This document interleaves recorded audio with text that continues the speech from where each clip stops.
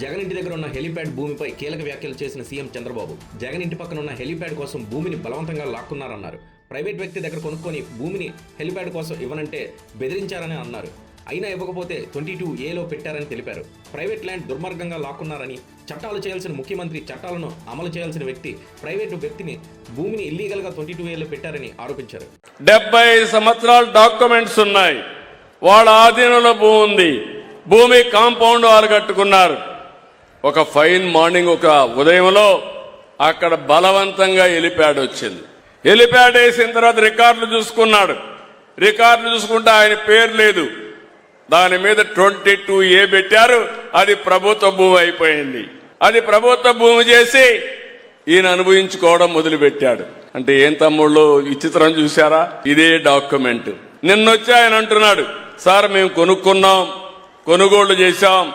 1956 నుంచి క్రానలాజికల్ గా రికార్డులు ఉన్నాయి, మీరు చూడండి అంటే నేను చూస్తే నేను మీ అందరికీ చెప్పింది లింక్ డాక్యుమెంట్స్ 2-3 ఉంటే అందరికీ పట్టాలు ఇమ్మన్నాను. అవునా కాదా అని మిమ్మల్ని అడుగుతున్నా.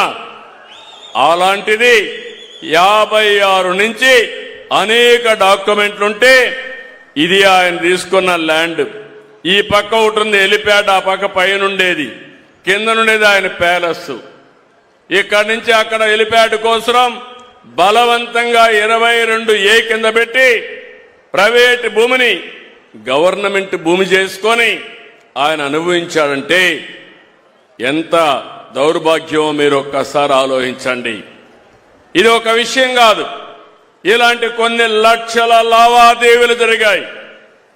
రాజకీయ విభేదాలుంటే చేశారు, వ్యక్తిగత స్వార్థాల కోసం చేశారు. మొత్తం రికార్డులన్నీ అస్తవ్యస్తం చేశారు. నిన్న మొన్న మాట్లాడుతున్నాడు ఆనాటి ముఖ్యమంత్రి, నేనేదో బ్రహ్మాండంగా చేశా అని చెప్పి. నువ్వు బ్రహ్మాండంగా చేస్తే ఈరోజు రాష్ట్రంలో ఇన్ని సమస్యలు ఎట్లొచ్చాయని నేను అడుగుతున్నా. నేను కూడా తలబట్టుకొని కూర్చున్నాను.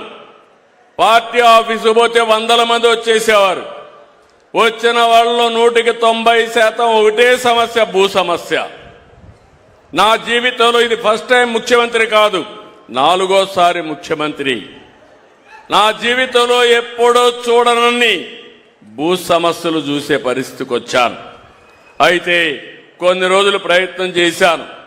మా డిపార్ట్మెంట్ కూడా చెప్పాను, వాళ్ళు కూడా ప్రయత్నం చేశారు.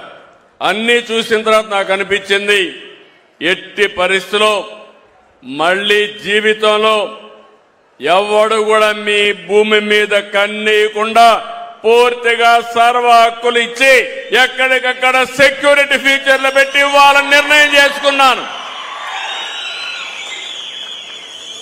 అక్కడి నుంచి ప్రారంభించాను. ఈరోజు మీరు చూస్తే మీరు గుర్తుపెట్టుకోవాలి, ఈరోజు నేను ఇచ్చింది మొట్టమొదటిసారిగా ల్యాండ్ టైటిలింగ్ యాక్ట్ రద్దు చేశాను. రెండవది QR కోడ్ పెట్టాను. QR కోడ్ వల్ల మీ ఫోన్లో మీరు చూసుకుంటే ఎన్నిసార్లైనా చూసుకోవచ్చు. ఉదయం ఒకసారి, సాయంత్రం కూడా నిద్రపోయే మునుపు మళ్ళా చూసుకోవచ్చు. మీ భూమి ఎక్కడుందో మీకు అర్థం అవుతుంది. ఎవరైనా కానీ మారిస్తే మీరు ఇమ్మీడియట్గా యాక్ట్ చేసే పరిస్థితి వస్తుంది. ఒకవేళ బ్యాక్ ఎండ్లో ఒకప్పుడు మీరు చూస్తే లింక్ డాక్యుమెంట్లు కూడా ఉండేటి కాదు. MRO అనుకుంటే 22A కింద పెట్టేసేవాడు, వాళ్ళ ఒత్తిడి భరించలేక. కానీ దానికి ఎవరు పెట్టారంటే అది కూడా ఉండేది కాదు. ఈరోజు ఒక పక్కన బ్లాక్ చైన్ టెక్నాలజీ తీసుకొచ్చాను. మీ రికార్డులన్నీ భద్రంగా ఉంటాయి కంప్యూటర్లో, ఎవరు ట్యాంపర్ చేయలేరు. ఒకవేళ ట్యాంపర్ చేస్తే ఆ రోజే మీకు తెలుస్తుంది. ఒకవేళ మీరు తెలుసుకొని కంప్లైంట్ ఇస్తే ఎవడైనా సరే ట్యాంపర్ చేస్తే సాక్షాత్తు జైలుకు పోతాడు తప్ప ఎవరిని వదిలిపెట్టనని చెప్పి కూడా నేను మీకు తెలియజేస్తున్నా.